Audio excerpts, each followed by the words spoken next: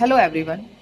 आज मैं आपके सामने बात करने वाली हूँ एक ऐसे टॉपिक के बारे में जो आप सबने सुना होगा, लेकिन आज मैं उसकी अंडरस्टैंडिंग के बारे में बात करूँगी।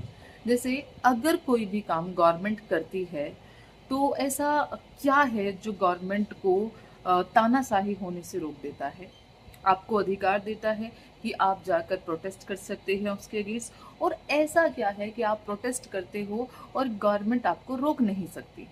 तो हम कहते हैं वो है कॉन्स्टिट्यूशन। चलिए इस कॉन्स्टिट्यूशन के ही बारे में आज बात करते हैं।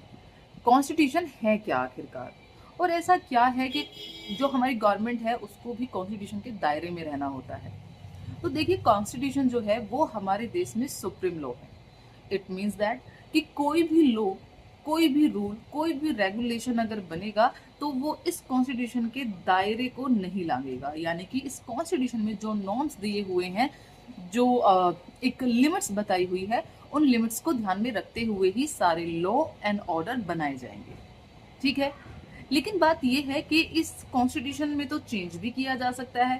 ठीक है, यानी कि अमेंडमेंट किया जा सकता है। तो क्या अमेंडमेंट करके वो नॉर्म्स चेंज नहीं किए जा सकते जिसके आधार पर गवर्नमेंट को आप चैलेंज करते हो, ताकि आप गवर्नमेंट को चैलेंज ही ना कर सके?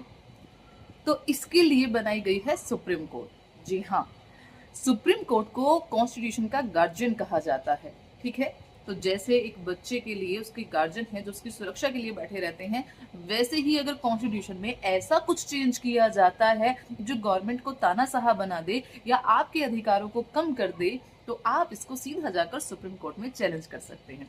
सुप्रीम कोर्ट इंडिपेंडेंट एक इंस्टीट्यूशन है जो कॉन्स्टिट्यूशन के गार्जियन के रूप में काम करता है, यानी कि कॉन्स्टिट्यूशन को बचाता है। इसमें हम पढ़ते हैं कि बेसिक स्ट्रक्चर, यानी कि वो मूलभूत ढांचा जिस पर सारी चीजें आधारित हैं, उसको किसी भी कीमत पर पार्लियामेंट भी चेंज नहीं कर सकती है। तो ये सारा एक शॉर्ट में मैंने आपको सिनेरियो समझाने की कोशिश की है कि क्यों गवर्नमेंट चाहकर भी आपसे आपके राइट नहीं छीन सकती है, जबकि सारी पावर लॉ बनाने की, अमेंड करने की सारी पावर उनके पास है। फिर भी क्योंकि गवर्नमेंट भी कॉन्स्टिट्यूशन के ऊपर नहीं है, सबसे ऊपर कौन है? हमारा कॉन्स्टिट्यूशन। वीडियो कैसी लगी जरूर बताइएगा। Thank you.